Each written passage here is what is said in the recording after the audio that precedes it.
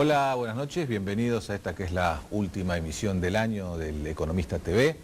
Me acompañan hoy dos analistas políticos, Eduardo Fidanza y Fabián Bosoer. Además, Eduardo es director de Poliarquía Consultores, y Fabián es editor de la sección Opinión de Clarín, y ambos columnistas del Estadista. Bueno, Fabián, Eduardo, si tuviéramos que analizar o hacer las perspectivas del año político, en el 2010 hubiéramos dicho que el 2001 iba a ser un año con eje en las elecciones presidenciales. 2011 hubiera sido un... 2001 pasó raudamente. Pasó raudamente. Y ¿cuáles serían entonces los ejes en el 2012? Mira, yo te diría que, en primer lugar, hay que partir del resultado de las elecciones presidenciales y de cómo quedaron las fuerzas políticas después de los resultados. Así que me parece que, en primer lugar, el año que viene es un año de ver una democracia muy desequilibrada en términos de fuerzas, de ver un gobierno que va a avanzar, ya empezó a avanzar en una cantidad de leyes, de toma de decisiones, etc.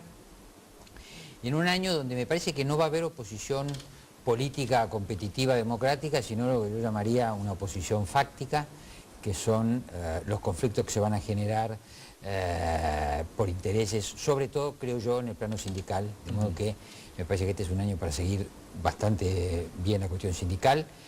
Me parece que el gobierno va a tratar de hacer confluir las cosas en un determinado número a la hora de las paritarias, así que yo entreveo eso, menos crecimiento económico, menos consumo, y una presidenta que llega a fin de año con 65% de imagen positiva y que tiene bastante posibilidad y bastante margen para perder popularidad sin que eso afecte su centralidad en la escena política. Y coincido ampliamente, ¿no? Hay algunas leyes de la política que en la Argentina siempre se dan de alguna manera paradojalmente, contradictoriamente, ¿no? Fortalezas que encubren debilidades, espacios vacíos, la oposición en este caso con un proceso de cariocinesis, de debilitamiento que deja al gobierno como una hiperpotencia ocupando el espacio, y por ende el peronismo ocupando ese espacio, reproduciendo los problemas de gobierno-oposición a su interior.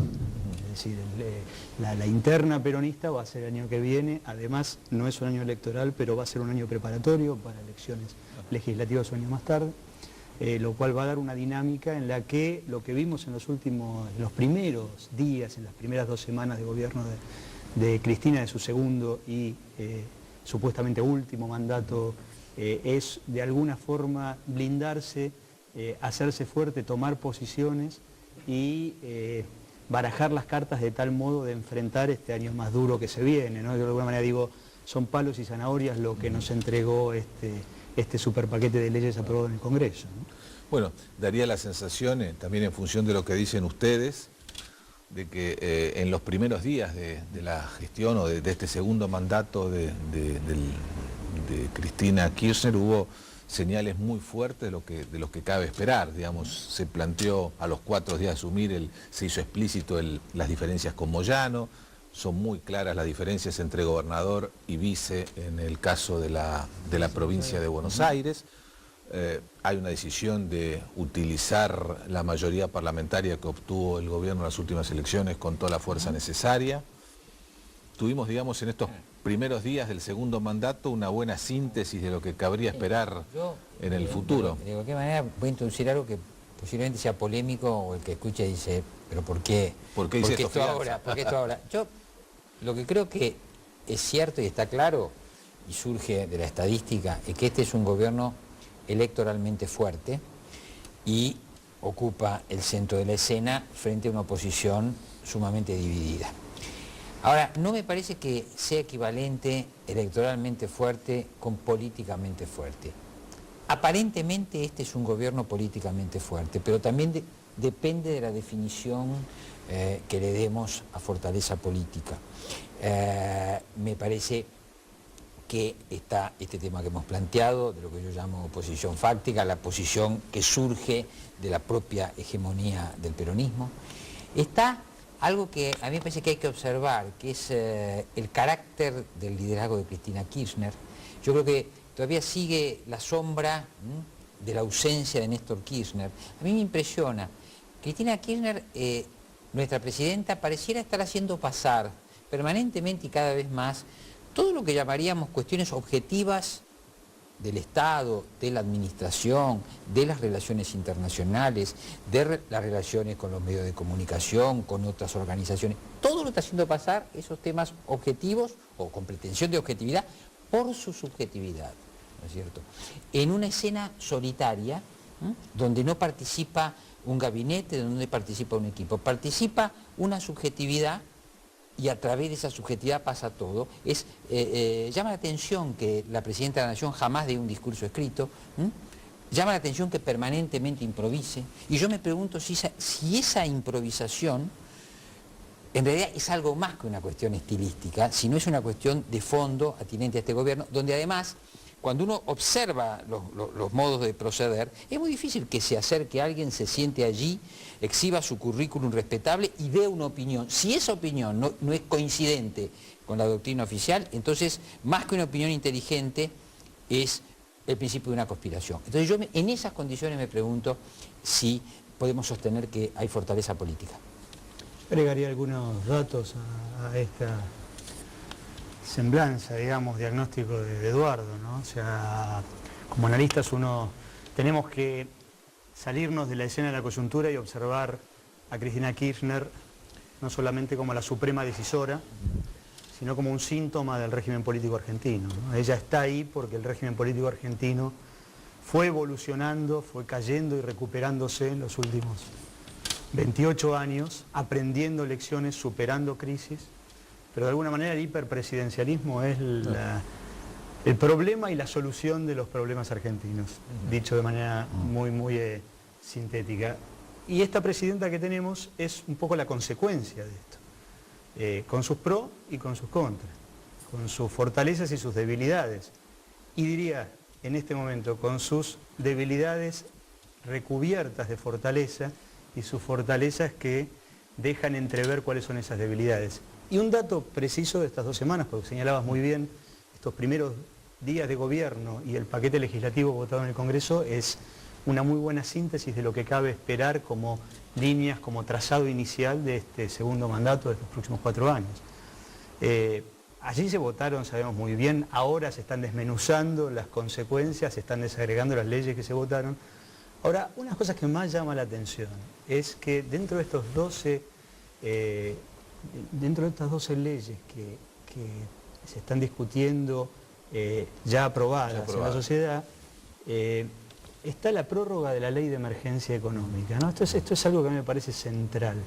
Central por lo poco que se ha debatido y por la rapidez con la que se homologó, la herramienta que nos sacó del 2001, desde el 2002, y uno podría remontar inclusive a las leyes de emergencia económica y reforma del Estado de Dromi, Barra y Menem en el 91-92. Hace 20 años que la Argentina está en emergencia económica. Crecimos lo que crecimos, nos recuperamos políticamente, pero este gobierno, el más fuerte desde el punto de vista electoral de la democracia en los últimos 28 años, necesita seguir gobernando con una ley de emergencia económica que delega facultades y que presupone que estamos al borde del abismo todo el tiempo. Digamos, el 2001 tan lejos y tan cerca a la vez, ¿no? Bueno, los dos nombraron al movimiento sindical en este escenario. Bueno, mucha gente hizo la interpretación luego del discurso de Moyano en Huracán el día de los camioneros, que Moyano había roto con el gobierno. En realidad, mucho antes el gobierno había roto con Moyano, es decir, estaba pensando en otro tipo de dirigencia sindical. ¿Cómo ven ustedes que puede, ya lo han planteado el conflicto, lo han descrito, cómo creen que puede seguir en los próximos meses? No, yo no. Juntado esto, perdón, que te interrumpa Eduardo, con esto que vos decías que, bueno, el año que viene quizás asistamos a un menor dinamismo del consumo y bueno, y ustedes en sus trabajos le otorgan mucha importancia al consumo para relacionarlo con la imagen claramente del gobierno. El nivel de consumo fue un factor muy importante en la determinación del voto. Cierto que con otra vertiente, que es la cuestión de en qué medida la gente, por decirlo así, adhiere a lo que se ha llamado el relato, etcétera. 3 o 4 puntos, digamos, que el gobierno sostiene. Ahora, yo no sé cómo se va a desarrollar el conflicto con Moyano. Yo lo que sí digo, repito, es que me parece que el gobierno sabe que la inflación es una variable que le juega en contra, y yo creo que es probable que este año sea un año donde el salario difícilmente pueda estar por encima de la inflación, sino más bien confluyendo, y me parece que eso es motivo de conflicto. Ahora, pero también es motivo de conflicto el hecho de que en su lucha de intereses contra lo que el gobierno llama las corporaciones, ha puesto en esta serie al sindicalismo.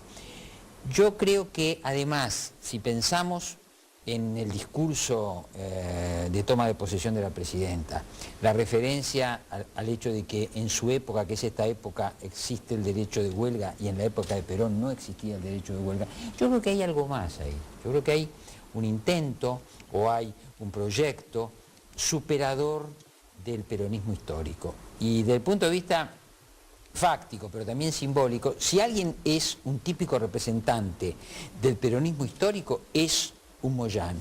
Entonces me parece que ahí no es solamente Moyano y el conflicto con la CGT, es Cristina Fernández de Kirchner contra la historia del peronismo, habiendo sostenido ella o creyendo ella que de alguna manera a partir del centenario y a partir de toda la bonanza económica de estos años, de alguna forma este es un gobierno de consumación. Ahora, perdón, Sí. incluso en el discurso de Huracán, Moyano fue mucho más enfático en sus quejas políticas que en sus reclamos, que en los temas gremiales, sindicales, que son razonables y habituales para el lugar que él ocupa. Sí, ¿no? el tema es que si la presidenta no quiere convertir la columna vertebral en un huesito menor del cuerpo. Bueno, vamos a hacer un corte y luego escuchamos a Fabián. Ya venimos.